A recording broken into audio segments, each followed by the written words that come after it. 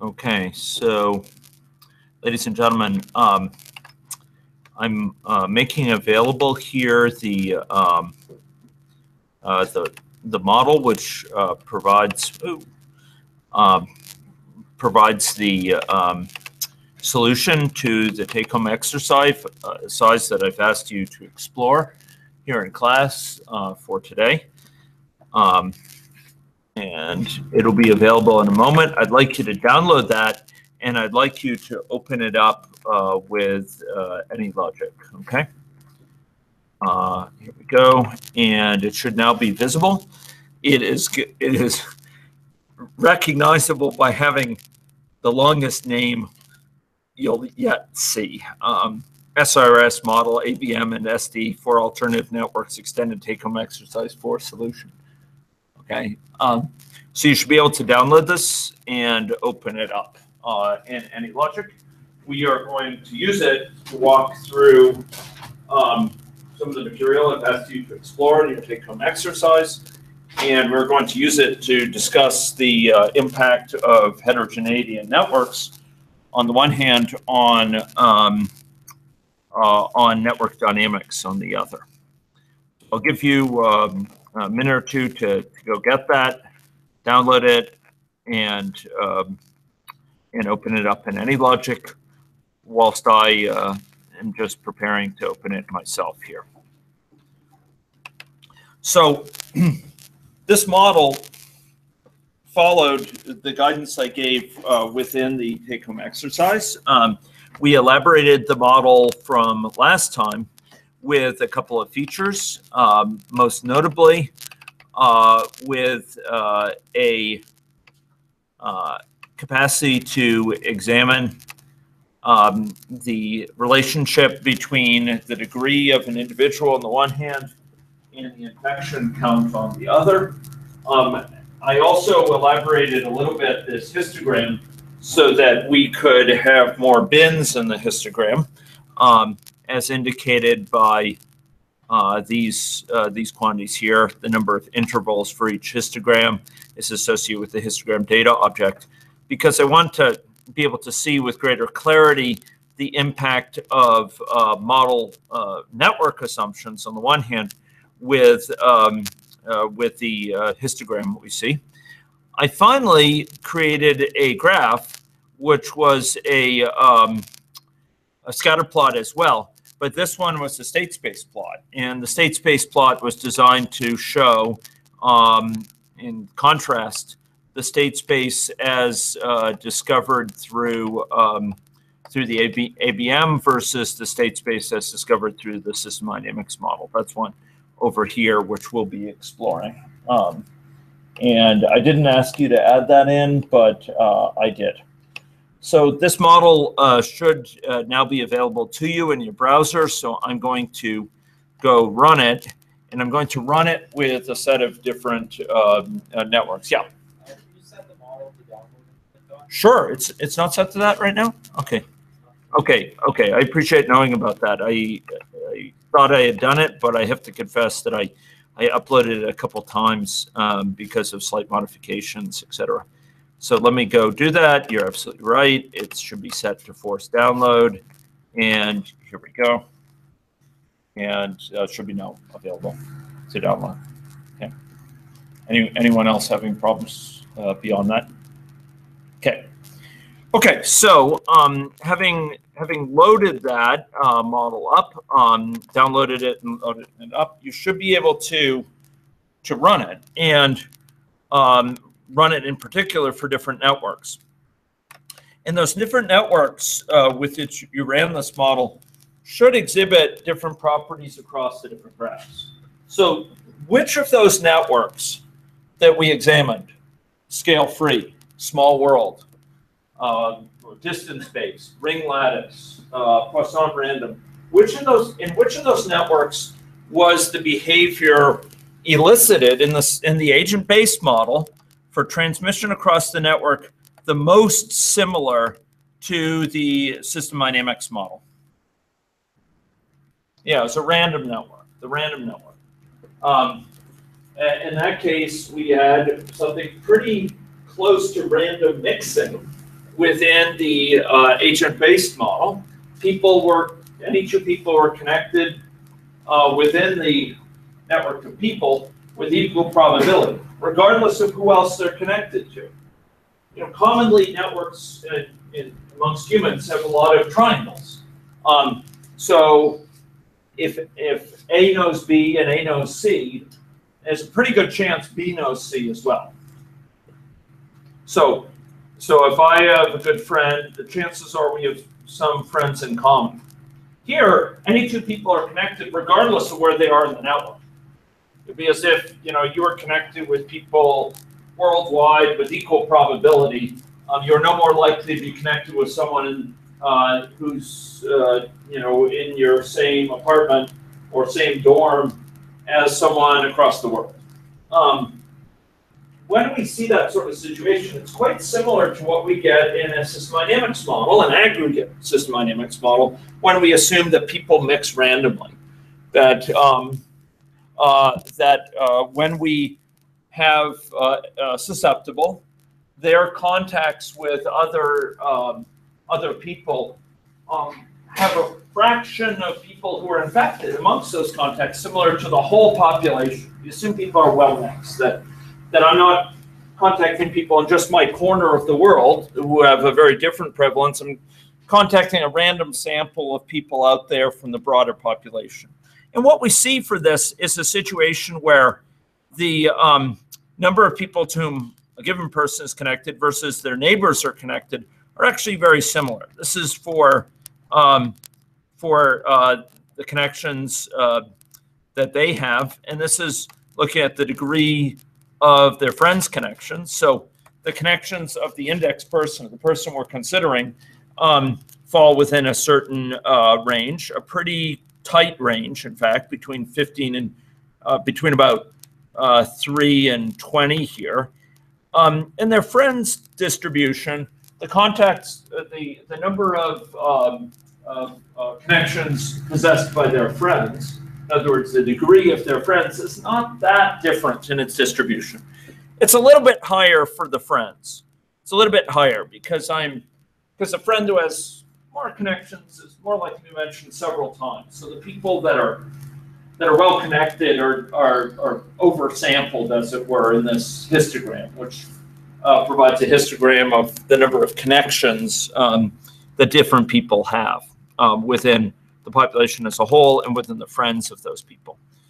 But we also see that there's some linkage here to the number of times that people get infected. So this upper graph I show on the x-axis, like the histogram below, the infection, the number of the degree of a person, the number of neighbors that person has. And on the y-axis, there's the y-axis for a given point is determined for that person who has that degree on the x-axis, how many times have they been infected cumulatively? And broadly, what is this histogram, or what is this scatter plot telling us? What general feature do you see in that scatter plot? What is it telling us? As my degree rises, as I have more and more connections within this network in the population, how does that impact my number of times I've been infected over the entire course of the simulation? It increases. Okay. So if I have more connections, I am more likely to be infected on a per year basis, and the cumulative number of infections that I have over the entire time rises. It's a modest rise. Here we have on the lower side 20 or so. On the upper side, something like 45 or so on. More than a factor of 2, so it's not inconsiderable. But it also looks somewhat curvilinear. It kind of goes up and it maybe plateaus a bit. Okay, this curve is an emergent property of this model. I didn't impose this curve. It just results. What does it result from? It results from the nature of infection transmission over the network, the connectivity of people, how long they stay infected, etc. This is an emergent feature. It's a statistical feature that emerges from the model. We'll come back to that. This will be an important connection. We'll see how it varies by network. Up here, we see a state space plot of this model. And in particular, we see in blue the state space plot for the ABM of the model, the agent-based model. And in the goldenrod color, or what have you, we see the state space plot for the system dynamics, aggregate system dynamics model. You'll notice they have a certain amount of similarity. Why is the ABM one more jagged? Why is it sort of more sort of jumpy? Anyone? If we were to run it, if you were to go run that here, let's do that. What you'd see is it kind of leaping around. It's not proceeding in a very smooth, gentle way. It's kind of leaping around. What's that a sign of? Yeah, look at this. It's kind of leaping around. It's stochastics. It's leaping. It's weaving around. Guess what? What is it weaving around? Essentially, conceptually, a fixed point. Yeah, it's an equilibrium point. And in fact, you see the equilibrium point for the differential equation model, the system dynamics model in goldenrod. It kind of goes to this point at the end. The agent-based model is sort of leaping around because of stochastics. Some point where, if you put a stochastics aside, it would be an equilibrium. Now, notice they're a little bit different from each other. They're a little bit different because the agent-based model has this issue of connections, and a given person is connected to only so many people that they can infect. In a system dynamics model, in theory, a given person can infect the entire population over time. Whereas in the ABM model, if I'm ineffective, can I infect everyone in the population directly? No, I can only infect the people I'm what? Connected with. And no matter how many times I send them messages, I'm not going to be able to infect them. If they're infected already, I'm not going to be able to make them infected again. It's only until they recover that I can infect them again. So there's a little bit of a difference between the two models there. Even for this case where they're about as similar as it can be in terms of random network, essentially random mixing, little variability in degree, etc. Now let's try the extreme. What sort of network that we examined, that I asked you to examine, that actually has a very, very large difference in the degree with which people in the population are associated with, What sort of network has a huge variability in how many connections a given person has? Scale-free. So let's go try a scale-free network. So if you go to main here, you go down main, and you go choose scale-free, same average number of connections per person, just about. It's almost precisely the same. I set it to an M of 5, and here I'm going to run it. And I'm running it here over time. You'll notice, in terms of the degree distribution, a marked difference. Is this case exhibit greater degree of variability in degree or smaller than the random case? Much greater. There we have sort of between about 5 or about 3 and 20. Here we have between, well, some small number, which is actually most, and about 120 some odd. So there's some people who have huge numbers of connections here, but most have few.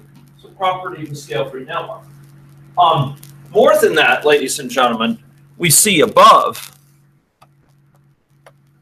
here an emerging distribution. And you'll notice that over here on the right, we see the state space evolving. I'm going to speed this up so we could see it. You notice the SD model is just about arrived at its destination. This one is circling around, and it's circling around an alternative fixed point. You notice this emergent distribution taking place as the process is generating. This is a data generating process. It's giving rise to data over time that is being graphed here. In statistics, we talk about data-generating processes that give rise to the data, and that's what you see here. It gives rise to this pattern. And now we have this pattern with the scatter plot, showing on the x-axis the degree of a given person, on the y-axis that person's number of time infected. And what we see again is a rise. We see as degree goes up, we see a rise in the number of times they've been infected over the entire course of the simulation. Once again, we see that it's somewhat curvilinear. It kind of plateaus out, or at least it sort of limits it. So at first it rises rapidly, but as I add more and more connections, it rises more slowly. So going from 5 to 15, it's a marked rise, but that doesn't continue on indefinitely. There's a limit to it. Okay, so this is a scale-free network, and you'll notice that this model and the model we have in the system dynamics characterization, the stock and flow, the compartmental or differential equation characterization, this exhibits quite a big difference between the two. Both come in and circle around a fixed point, but the system dynamics model has a fixed point that's rather different, in fact, from this scale-free network. Okay, let's try to explore just a few more of these. Those are the main ones I wanted to show. But we'll go and show a couple of others too. Here's a distance space. This is one we started with early on, and I'll go and run that. Distance-based network exhibits great locality in 2D space. Two people are connected if and only if they lie within a certain distance of each other in 2D space. Here we see a modest difference in the number of connections. We see once again, a sort of rise and plateau over that modest difference. And we see it kind of meandering in a slow way because it doesn't spread across the entire network at once. It spreads slowly. We see it going to an equilibrium, okay? So once again, the degree influences the chance of being infected and the cumulative times. But here we see it progressing more slowly. Why is it taking such a long time for it to, this is the time graph, why is it taking such a long time to come up to near the equilibrium value? Can anyone say? If I'm connected only with people nearby me, why does that lead to a slow rise towards this equilibrium, this quasi-equilibrium?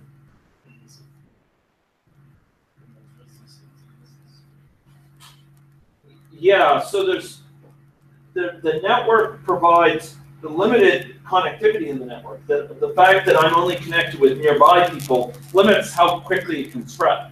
It's got to spread to the first generation, the second generation, the third generation of people. I can't spread it to anyone way over there in the population. I can only spread it to those next to me.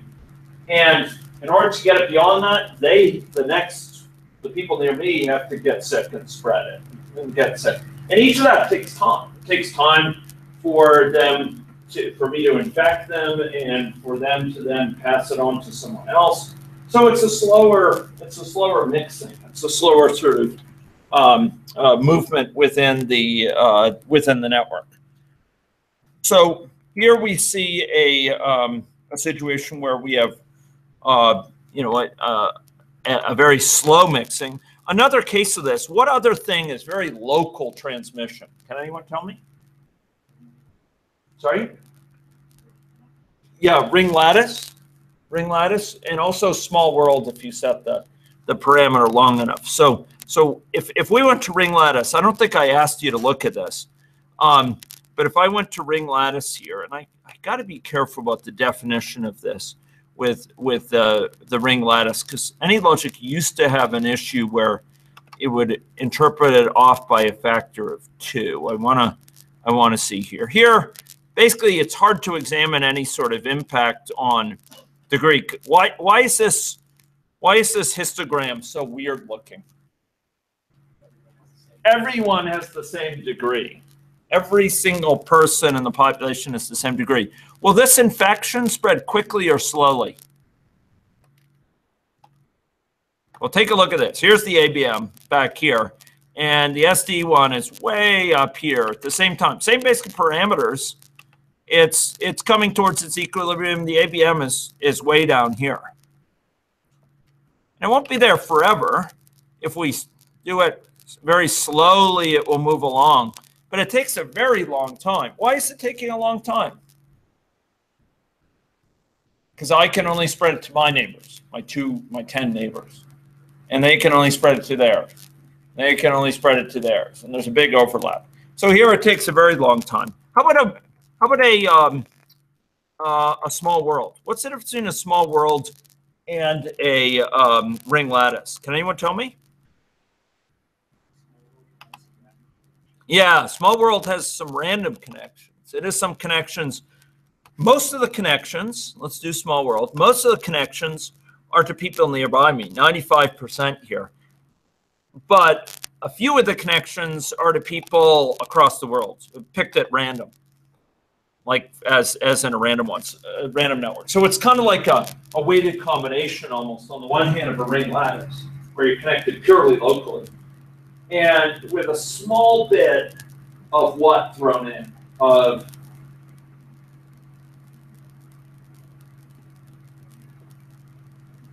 Poisson random, okay? The random network.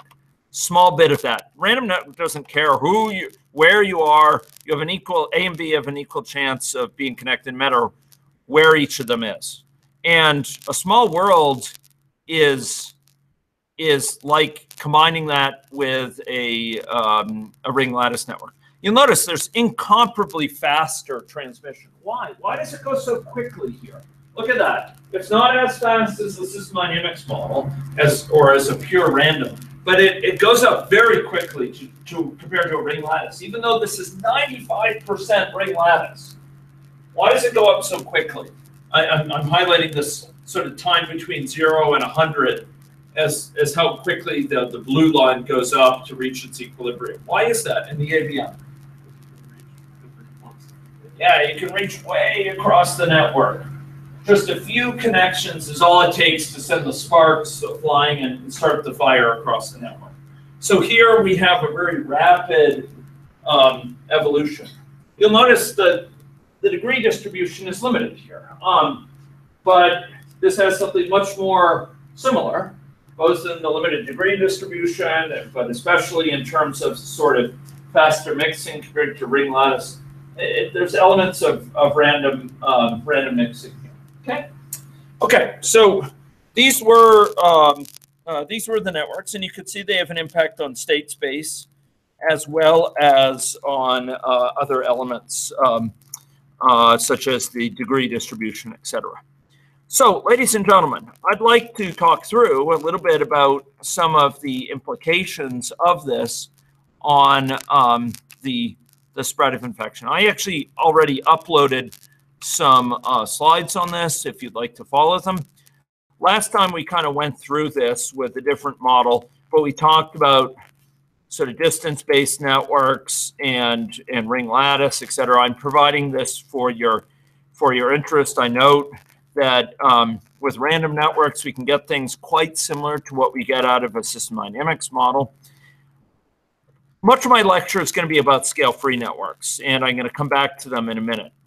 I just want to talk about, though, that a couple of things. First of all, networks, ladies and gentlemen, open up a lot of range of analyses for these models. By understanding elements of network structure, we can often understand big drivers for the dynamics associated with the model. But we need to recognize that in many cases, networks themselves are emergent. They're properties resulting from a process. An example would be network of proximity associated with mobility. We all come together in this room for a certain amount of time, and I can transmit you infection in this room. Don't run up too fast. And then we move on, and our networks thin out to each other and move to other people. Networks are often resulting from mobility patterns, proximity of people at a certain place at a certain time. And that's where we're going to be going next, is spatial locations and so on. Other types of networks are more long-term. Family networks, for example. Long-term friendships are longer term. But even there's often some dynamics. A new baby is born into the family. A friendship is formed, etc. Often, when we're dealing with information, we have limited information on networks. Much of the work we do here is with smartphone data, for example, where we can collect dynamic network information about when two individuals, or an individual and a dog, are located nearby each other, and we consider them in contact during that period, but not in other periods. Okay, just a couple comments on networks and AnyLogic. AnyLogic has these couple built-in types of networks, and those are useful. It's worthy to sort of know about the definitions. I made a comment here about the M parameter in a scale-free network. The mean number of connections is about twice that. That's why we used 5 for M, because the mean number of connections we wanted was 10. Okay, and I commented here, at least in a previous version of AnyLogic, there was an inconsistency in number of connections per person for one of the network types. That may have been corrected in one of the more recent versions of AnyLogic, the small world network. It seems to be corrected now, but it used to be an issue. It turns out we can put in place dynamics associated with networks and AnyLogic. The sort of dynamics that we see in real world data, such as this, using sensors. We can capture sort of how long people are in contact and represent switching. Okay, so it turns out in AnyLogic, AnyLogic can apply a network by calling. Actually, you call the agent like main that contains the environment dot apply network, and it will form the network. It will recompute it. You can also say agent A connect to agent B. That will connect two agents together. Or you can say agent A disconnect from agent B, and that will disconnect them. Okay. You can also ask for an agent's get connections number to get the degree, so-called degree centrality associated with the agent. You can ask, is agent A connected with agent B? And you can ask for the nth connected agent starting at 0 and starts at 0 for a given agent, and get all of its connections as well. AnyLogic actually supports multiple types of networks, and if you were to look in AnyLogic, for those using it for projects or elsewhere, if you were to look at AnyLogic and you were to go up, say, in person here to the top, you'll notice there's a set of connections, and in the palette you can drag in additional networks. So a person could have family connections, it could have workplace connections, and those can be different. And you could reason about the number of connections they have on each of those, etc. That was just a little bit about networks, and I provided you that slideshow. But what I really wanted to talk about today for the bulk of the discussion was a component of that that I promised to come back to. And that has to do with this issue of heterogeneity, specifically heterogeneity in terms of connection count. The fact that some individuals have a greater connection count has a big impact on the spread of contagion within networks. And we're going to be focusing on scale-free networks, which are a type of network where there's the biggest heterogeneity, as we've seen. So just to illustrate that, we'll go back here to AnyLogic. We'll go set in main ourselves to use a scale-free network here. Boom. And we'll run this just so you can get a sense of some of the significance of these items. Okay, so we're going to run this. Here, we're assuming, ladies and gentlemen, that some individuals, most individuals have a small number of connections, but some individuals have a very, very large number of connections. Okay, And it turns out that this network, in terms of its degree distribution, carries what's called a scale-free property, meaning if we consider a person with K connections versus 2K, no matter how big K is, a person with 2K connections has a certain probability, fixed probability of occurring relative to K connections. So maybe there's twice as many people with 10 connections in the population as there are 5 connections. But by that same token, excuse me, there's twice as many with 5 compared to 10. There may be, that would imply, if it's a scale-free network, that there's twice as many with 10 as there are 20, and twice as many with 20 as there are 40, twice as many 40 as there are 80. No matter how far out you go, there's that same ratio of having K connections versus 2K. Okay, so here we see in the blue, you know, and in the green behind it, a striking difference in the number of connections you see here. And amongst friends, individuals with larger numbers of connections are more highly represented because they're mentioned by many individuals. And you could see there's a big gap in terms of behavior from this and a random mixing model, a model that assumes that everyone is the same average number of contacts per month, this guy here, that we assumed. So let's go track this down. Let's try to reason about why we see this sort of curve, which rises with the degree. So let me ask this, in terms of explaining that curve, why do you think we see that curve going up? Yeah. Just a quick question. Yes. So would this be like a linear equation where most of the constant A would scale by that constant? Correct, and we'll see that. Yeah, very good. Yeah, yeah. So it's log linear in its shape, meaning if we plot out on the x-axis the log of the number of connections a person has, on the y-axis the log of the probability or count of people having those number of connections, what we see is a flat line, is a line, and we'll see why this is. Okay, it's because the probability is proportional to the number of connections they have to the gamma power, it turns out. But here, why do you think we see this marked rise? No matter what network type we've looked at, no matter, as long as it has some variability, a number of the degree of people, the number of connections, we saw a rise in the number of infections they had over time. Why do you, and had over the entire course of the simulation? Why is that? Why do we see that rise? Why is someone who has more connections getting infected more? Give me one reason. There are more people to infect them. Okay, yeah, they're connected with a lot of people.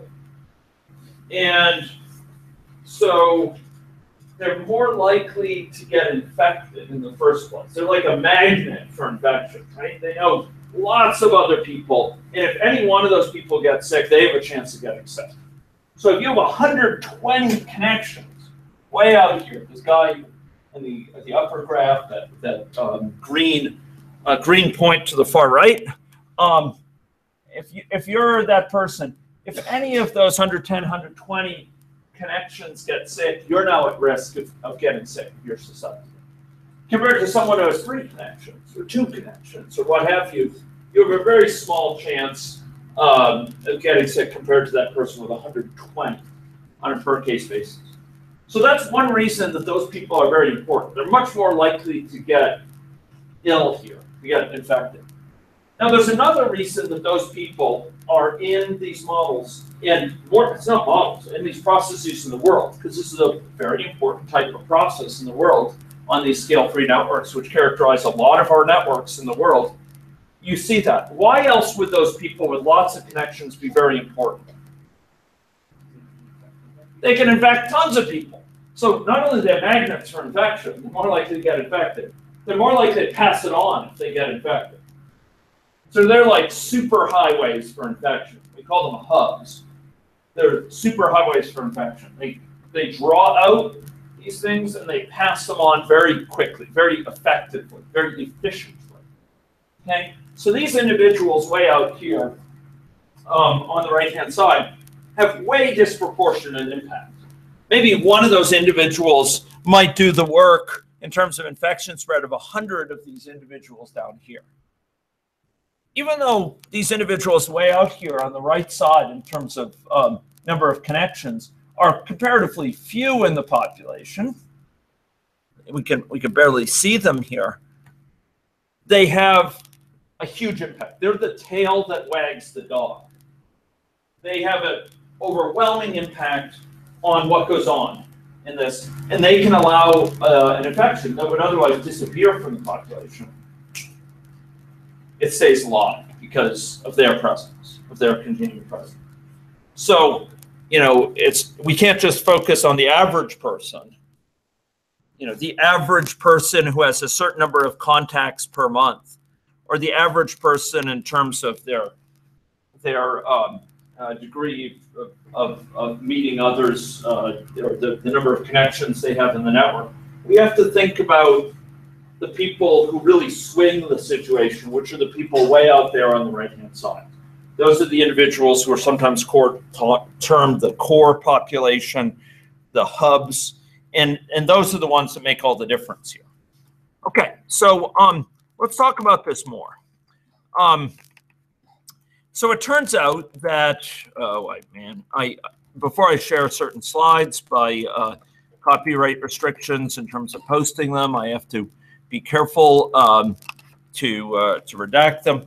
But the fact is, we see exactly this this fact of heterogeneity, these scale-free networks in the world. Okay, so this is from sexual partners over a 1-year period. Number of partners people have, and you can see there's a distribution that's quite wide in terms of the number of individuals people have contact with over that year. This is number of sexual partners over a 1-year period in a log graph. So here, what we've done is we take this last one, where these individuals with large number of connections are barely visible because they're such small little blips here. And we put it on a log-log plot. So this one here, we take the log of this axis and we put it on this axis here. So it goes from 1 to 10 to 100 to 1,000 instead of 1, 2, 3, 4, 5, 6, 7, 8, 9, etc. And then on the y-axis, we take the log of the probability of frequency of seeing these people, how many of them are in the population. And what we see there is the log of it. So it goes from 1 to 10 to 100 to 1,000. So what is this telling us? This graph, the fact that this side of the graph is way up here, what is this telling us? And that it slopes down. As we have, if we consider fewer sexual partners in the course of the year, is that more likely or less likely to have fewer compared to many? More likely here. But as we consider more and more partners, there are individuals who have that many partners way out here, okay? 10, 30, 70, etc. Here we go. They're becoming less likely, but there's this log linear character to it. We can fit a line here. And it turns out that will come from a very specific type of relation, a scale-free relation that I was talking about. So we see these across multiple studies in terms of partnership patterns. And I noted earlier, someone with a high number of partners is more likely to be infected and more likely to pass them on. And if you have to focus on a small subgroup of the population to try to help stay healthy, to avoid getting sick in the first place, etc., these individuals are where it's at. If you're dealing with vaccination, these individuals are where it's at. If you can vaccinate one of these individuals, it may pay off at 100 times the result of vaccinating someone else. The average person in the population, or the most typical person. And it turns out that people have studied how to kind of characterize this with differential equation models. Models where, like we've had with stocks and flows. And you may recognize this. Here, instead of I, we used Y. As I mentioned a few lectures ago, sometimes we use Y for infected, and X represents what here? Susceptible, right? So this is our familiar equation, C. That's the total number of contacts that a susceptible has with anyone over the course, per unit time. Y of n, what is that representing? Yeah, the fraction of the population that's ill. Or prevalent. No. Beta, what is that? Chance of infection. So if I have 100 contacts with anyone per day, and of those 50, and of the whole population, we assume 50%, or it's supposed 50% of the whole population is infected. In other words, Y over n is 0.5. Then I have contact with 100 times 0.5, or 50 people per day on average who are sick. This is the classic approximation we use. And if I'm a susceptible, I have contact with 50 people per day who are sick, and I have a 0.01 chance of getting infected by each of them, a 1% chance, then about right, I have about 50% chance of getting infected per day. What is this last term? Minus Y over D. What's that? Yeah, that's recovered. This is the average time I'm ill, and this is the number of people that are infected. So the challenge here, ladies and gentlemen, is that this is assuming that everyone is well characterized by this C, the number of contacts per day. And we want to consider the effect of loosening that, of considering the fact that some people have more contacts. And it turns out that people in the differential equation world, in the world of compartmental models, this dynamics models, have investigated. Suppose we break the population up, we stratify it into groups. So we have a model, the same model, kind of at different layers of the model. Here's the layer for people with low numbers of connections, medium, and high, and then those models are interconnected. And we'll call X sub I the people with I connections per unit time, and Y sub I the number of sick people. So X is susceptible, Y is sick people. So the first attempt here might be, look, that if we consider how many, sort of the rate of change of people with I connections per unit time, each of them will have I contacts by definition per unit time, and they'll have contacts with a total number of people in the population, suppose, that are sick, of maybe it's half the population, so 0.5. So maybe I have contact, maybe I is 100. I have contact with 100 people, and of the population, 50% are infective, and therefore I have contact with 100 people. I have contact, since I'm Y sub I, have contact with 50 people per day who are infected, and then each of those I have beta chance of getting infected, and that applies to those who have I contacts per day and susceptible X sub I. What's the problem with this? What is this ignoring? If we tried it this way, what are we ignoring? Sorry?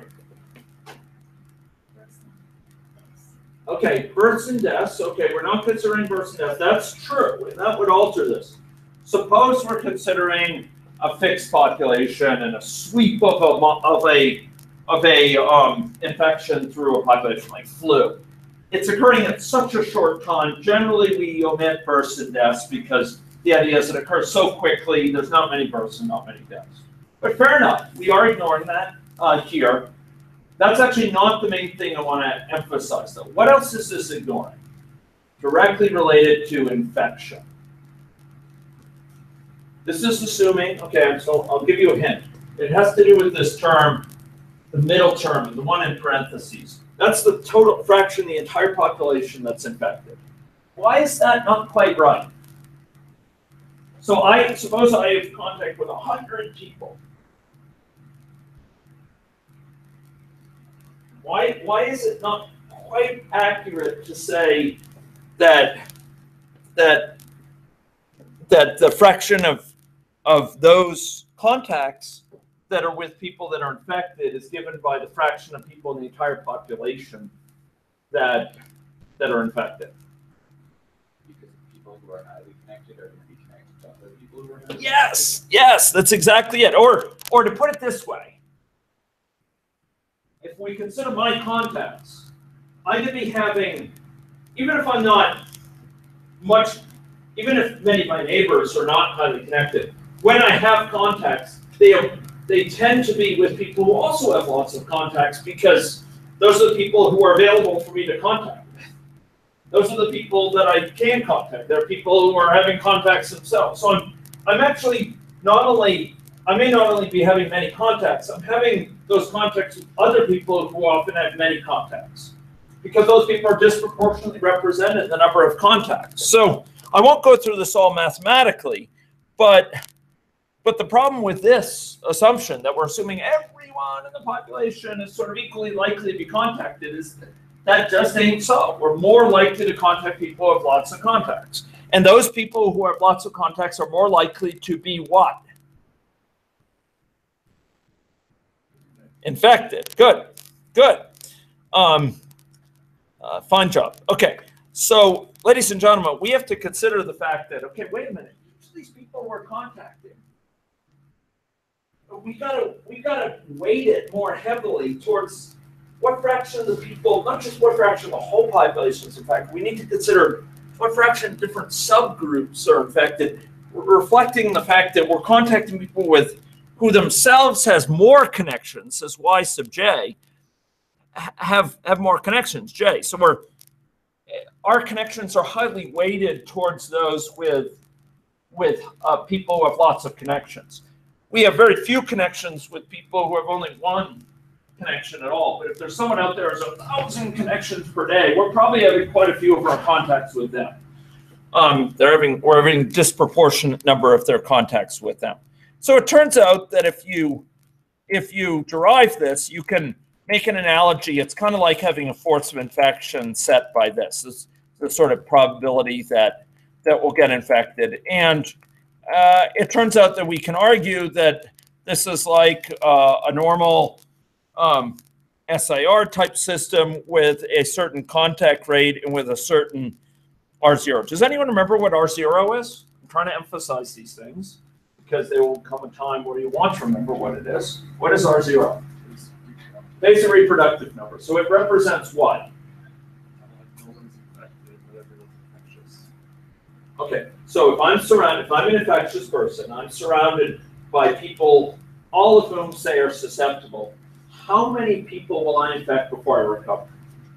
Or if I'm in a situation where none of the people around me are already been infected, how many people am I going to infect before I recover? It's a more precise way of saying.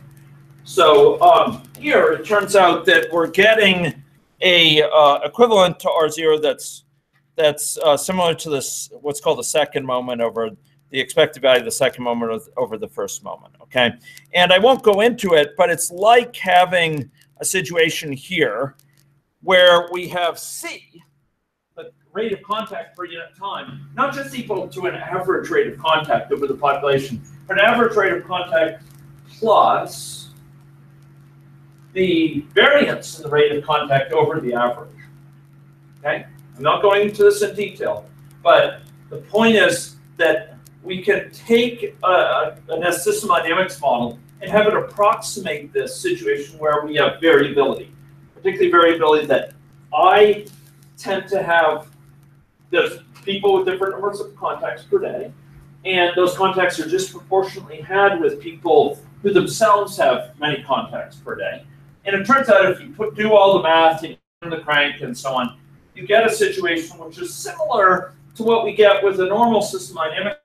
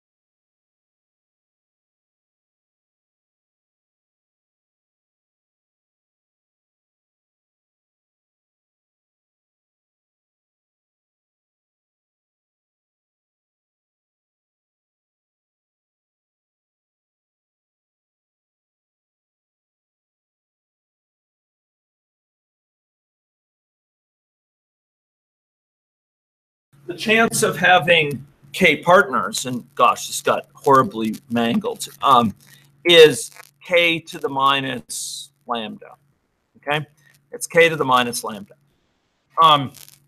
And that's going to seem puzzling, except this lambda, it turns out, is going to be key for understanding how it scales. So it's going to be a key factor understanding if we consider someone with k connections, let's say 5, and how many more of them do we see than those with 10? That's going to be governed by the lambda. If lambda is 2, excuse me, by this gamma. If gamma is 2, and we consider someone with 5 compared to 10 connections, that person with 10 connections, there's only 1/4 as many of them as with 5 connections. Why? Because we have 2 to the minus 2.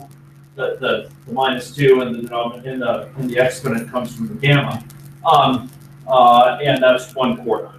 If gamma is 3, which it is close to in some human populations, then that is a factor of 1/9. So it's 2 to the minus 3, or excuse me, that's 1/8. That should be. Okay, 1/8, and we'll come to this derivation here in just a second. So okay. So let's continue on this. So let's talk about this a little bit more. Okay. So scale-free networks come from a process. They are actually generated by a process. And in some models, we have the process simulated that generates something. So specifically, they're produced by a process of preferential attachment. Here, the rich get richer. Ladies and gentlemen, if you're a site which is listed at the top of Google listings in terms of search results, what do you think happens? Disproportionately, compared to a site which is on the 100th page. So someone does a search for some term. And suppose your site is the first one that comes up in the list compared to the 100th. What do you think the implications of that are? A lot more people will click on it. A lot more people are likely to link to it. A lot more people are likely to know about it and pass on the link in their Gmails and other forms. And all of that leads to a higher chance of your site being higher listed. You're the 100th person, the 100th one listed. It's hard for you to creep up because you're much less likely to get discovered in the first place, right? So that's an example of a preferential attachment process. If you're already quite far up there, you're more likely to get more hits and be even further up in the link. And there's lots of ways, lots of processes in the world where we see this. Unfortunately, we see it economically, where people who have a lot of money can afford the initially more expensive things, which then save the money. They can buy a car rather than having to take, say, very high-priced public transit every day. Or they can go and they can purchase a more energy-efficient home, one rather than one that's losing a lot of energy over time. They have the capital to sort of invest to keep down costs in the long run. And unfortunately, in our economic system, the people with money are often the ones who set the rules for certain things, and they're the ones who gain the money from those transactions. So there's a lot of processes in the world, particularly centered in the United States right now, where a certain tax cut is being anticipated and a budget has just been set, where people who have low resources are squeezed out and people with high resources squeeze them out actively. And there's many characteristics of this. Same thing with social connections or collaborative networks. The people who are best known in a certain area, the ones who get the most citations, makes them even better known, gets them the attention, gets them the resources in terms of funding, etc. So, and the same thing is true in competition for for technical systems. The sad truth is, if you look historically at the race for video recording technologies, probably around the time many of you were youngsters, were really young, there was this race between something called Betamax and VHS. Anyone know what VHS was? What's VHS? Yeah, it's a big tape you put into your VCR. You remember VCRs? Yeah, video recorders. Yeah, you put it in, and it would sort of make a slotting sound. It would start to play, right? VHS. So it turns out there was a much better system called Betamax, okay, which came out. It was much more elegant than VHS, much more effective. But VHS had a little bit of a leg up on it because it already had a bunch of its video players out, etc. And guess what? The video players out there, the fact that it had so many homes where VHS was installed, led video producers to produce them predominantly for, guess who? VHS. They didn't want to make it for Betamax. They wanted to make it for VHS because that's where the installed market was. Kind of like making software for Windows, rather than making it early on for Mac or for Linux. So they would put their efforts in making videotapes for VHS, and then fewer people bought Betamax, even though it was a better technical solution, much better. They tended to buy VHS because they could get the videos for VHS. And it just fed on itself until Betamax, basically, it ended up disappearing as a technology. Much more elegant. It's something that sticks in your craw as a technologist about that. You think the most elegant solution will win out in the end. It isn't always so. These effects of preferential attachment, these effects of, he who has the gold sets the rules, are all too often operate. So let's talk a little bit more, though, about scale-free networks. So in scale-free networks, we see this this sort of relationship here, where the chance of having k partners is proportional to k to the minus lambda. And I've just written that here with k instead of being written as x. So the probability of having x connections is some constant times x to the minus lambda. Why a constant? Because before I had emphasized that it's proportional to. Is proportional to this, and that's just the constant of proportionality. There's some constant times this.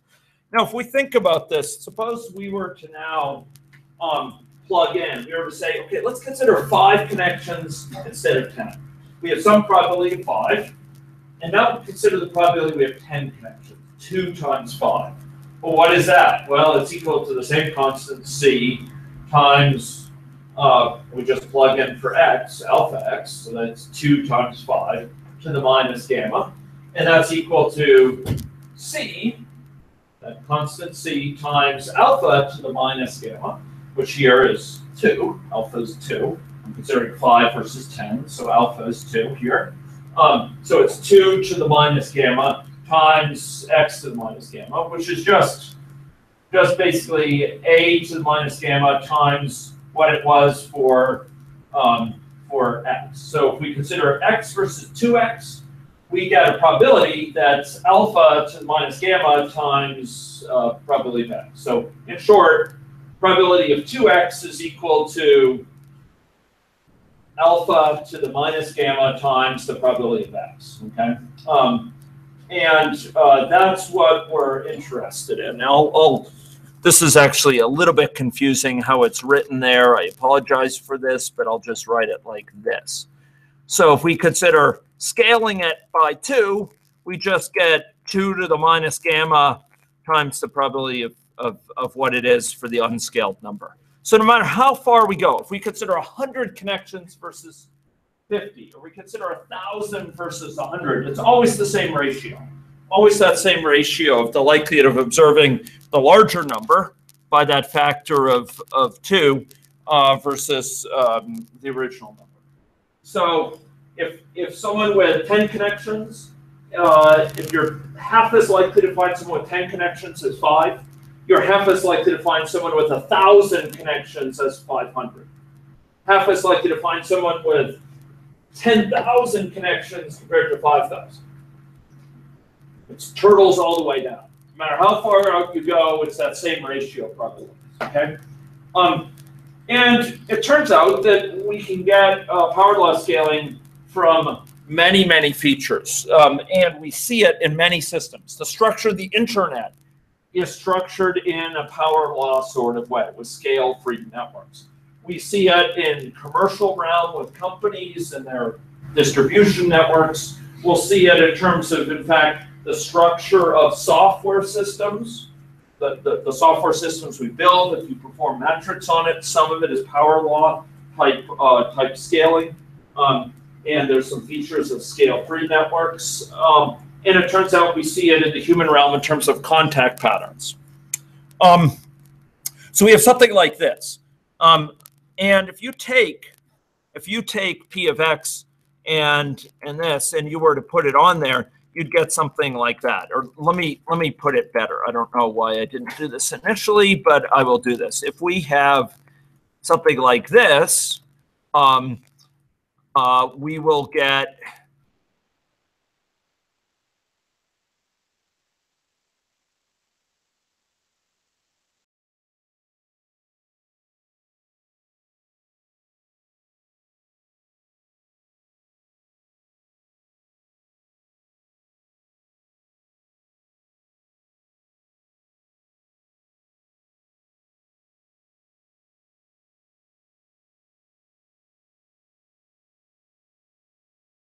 to you. Okay, here we go. If we have something like this, you know, P of X equal to this, we could take the log of both sides here, right? The log of the left-hand side would be log of P of X. The log of the right-hand side, what will it be? Can anyone tell me? What will this be? If I take the log of this hairy thing, what do I get? Good. Okay, so I could break it up into several ways. One is I could say log of C, oh my gosh, plus what? Yeah, minus, oh, mumble. Let me get that down from its perch. And then log of X, right? Right? So remember that? If you have log of A B, log of A times B, what is it equal to? Log of A plus log of B, right? If you have log of the D to the E power, what do you have? What is the log of that? E log D, and that's all I've done here, right? We have log C coming from the log C up front. And so if I take the log of P of X, it's log of C plus minus gamma times log of X, which we could just write as minus gamma times log of X. So in short, if we write this on a log plot with log of X on the X and log of Y on the line, what do we see? Oh my gosh. Oh my gosh. Oh, it unplugged again. Okay. We almost saw a scale-free character where it repeated. I don't know where that 9. Yeah, this is wild. Okay. So if we put this on an x-axis, we just say this is log of X, this is log of Y, then we get something that's a line. Why is this a line? Well, this is the X coordinate. Sorry, this is the X coordinate here, right? Hey, come on. This is the X coordinate. So as we go out here, for each unit we go out in log X, it goes down by gamma, right? And it's got an intercept. When log X is 0, it's got an intercept of C, right? That's a log, what we call a log linear plot. It's, if we plot on a log plot, it's log linear. Here we have a situation where we have exactly these sort of curves that we saw a few minutes earlier in this sort of situation, right? This is exactly that sort of curve. Log. We have this sort of power law scaling. And this power law scaling is similar to what we see for what's called a Pareto distribution in probability. Okay. And it's scale invariant. Again, if I consider the if I consider the ratio of people with 5 connections compared to 10, if it's a factor of 2, then if I consider the ratio of people with 100 compared to 200, it's a factor of 2. 200 compared to 400, it's a factor of 2. 400 compared to 800 is a factor of 2. We say it's scale-free. It's invariant of scale. It doesn't change with the scale. It doesn't change if we're dealing with 10 versus 20 or 10,000 versus 20,000. Okay? If we just change the scale, the number of connections changes by an appropriate factor of alpha. Okay.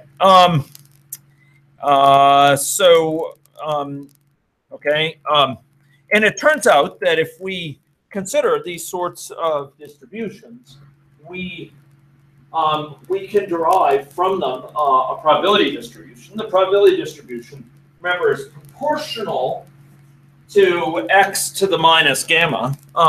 So it's proportional to x to the minus gamma. X here is k, also written as k, to the minus gamma. But it's with a certain factor of proportionality. What is that factor? It's this one here. Okay, this is the factor that will allow this whole thing to integrate up to 1, or to sum up to 1. And it turns out it has a mean like this of gamma minus 1 divided by gamma minus 2. That's the mean of it. Okay. So if we have gamma equals 3, for example, the mean will be what? If gamma is 3, what will the mean be? 2. Okay. Value of 2. Now, there'll be some individuals with huge number of connections, but that's mean number of connections. If gamma is 4, the mean will be 3 over 2, right? 1.5. Some individuals will have lots of connections, most individuals will have a small number. Now, the variance of this, which is where the chickens will come back to roost, is given as this. And I derive it here. It's given as gamma minus 1 over gamma minus 3.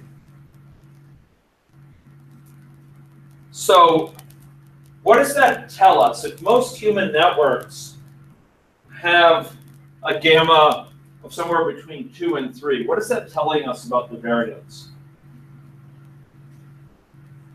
In theory, if those networks are truly scale-free, they exhibit features of scale-free character. There's no question that human networks exhibit these features of scale-free character, where they're log linear.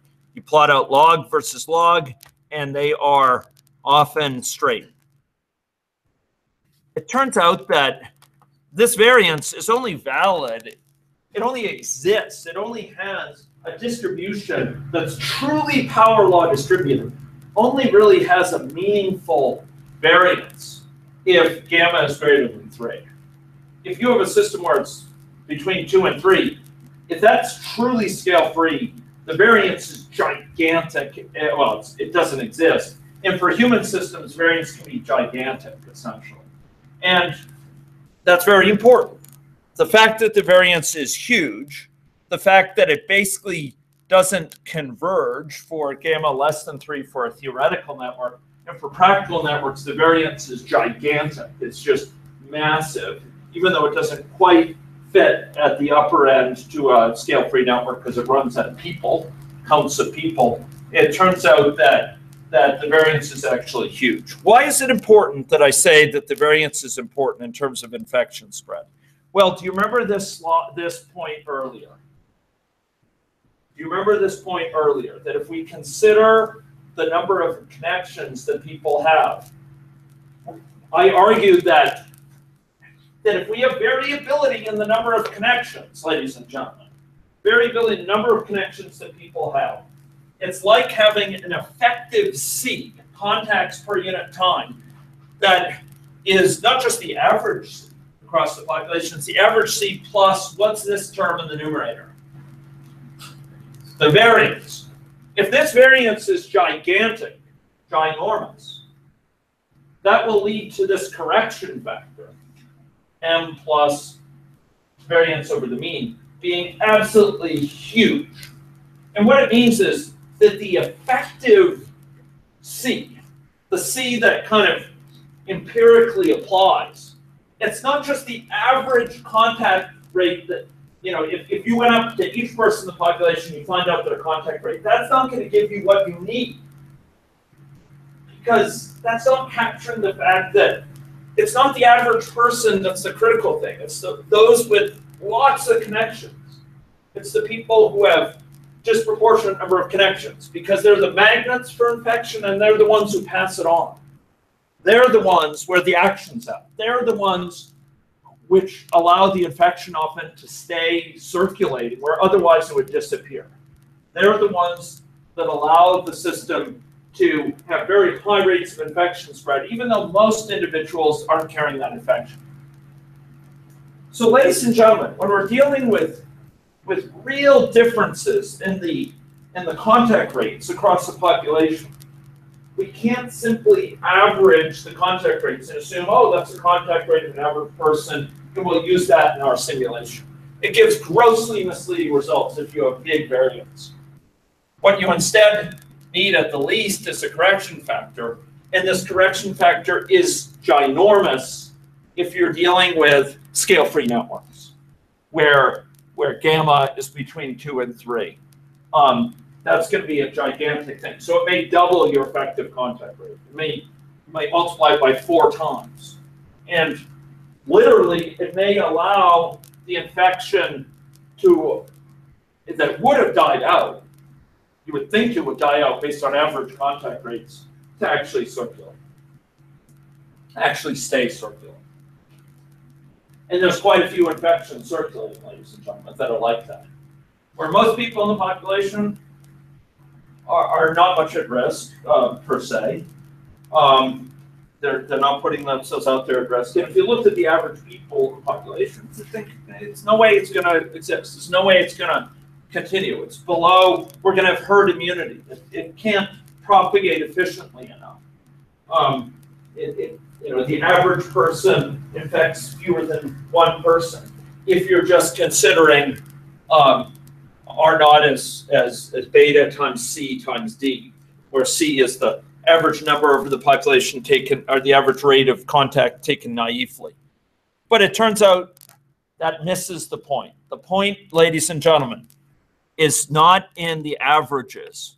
The point lays in these extremes. The point lays in these individuals with large number of connections who are magnets to infection, pass it on. That is where the action's at, not your average person. And it is those people that will often keep an infection circulating, keep it viable, keep it from going extinct, and undercut the possibility of herd immunity, because their behavior it has such a difference from the average that it makes the world of difference. Again, that's the tail that wags the dog. It's the tail that makes the difference in terms of the spread of infection. And those are the individuals that we need to most help and focus on. And often they're individuals at greatest risk. They may be homeless individuals who are destitute and don't have recourse to good hygienic facilities. They may be individuals suffering from mental health and addictions issues who aren't fully aware of the significance of their actions and don't really have an informed understanding of what they're undertaking. They're individuals often at the edges of society, refugees, people pushed out, who are at their most vulnerable and therefore can easily spread on diseases that many of us could see dealt with very quickly and efficiently by active healthcare system. So here, variability matters, and it's not just a matter of kind of in a linear way.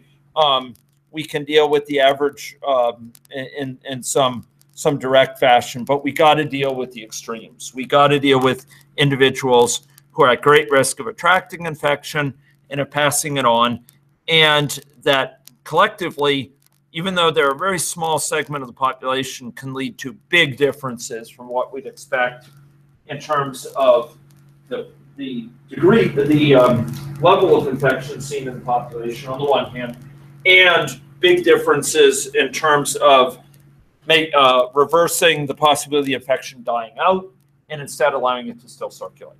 Okay, scale-free networks, ladies and gentlemen. I'd like you to remember power law scaling. I'd like you to remember the fact that we see this sort of consistent ratio of having K versus 2K connections, the number of people with those number of connections, no matter how big K is.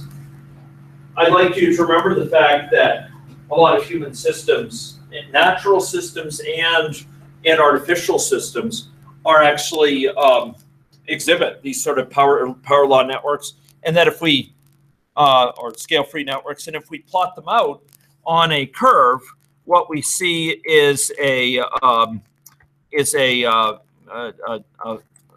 line that's straight like that on a log-log curve. These networks exhibit enormous heterogeneity, and that heterogeneity is important because it matters. And in agent-based models, we can regularly represent it.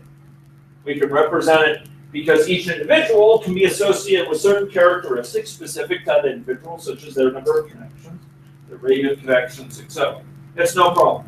In an aggregate system dynamics model, in order to represent that heterogeneity, what we would need to do is we would need to create almost parallel versions of this model through a technique known as subscripting. We could create a separate, not separate copies, they're not solitudes, but we create copies of this model for those who have, low number of connections, medium, high, extremely high, and we interlink them to reflect the fact that someone with a high number of connections is still very likely to come into contact with someone with an extremely high, etc.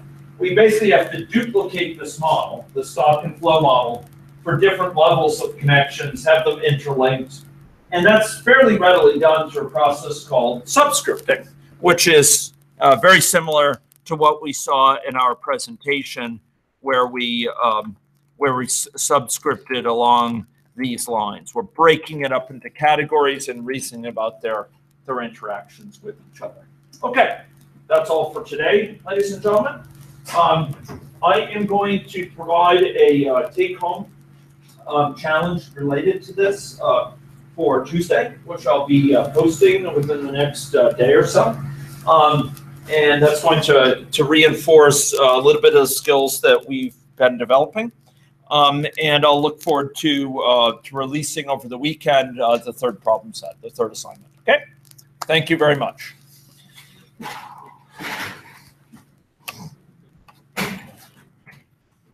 Actually, just before you Yeah. exit out of any logic, I Yeah. have a question Sure. for how you format your simulation display, like what displays when you run the simulation.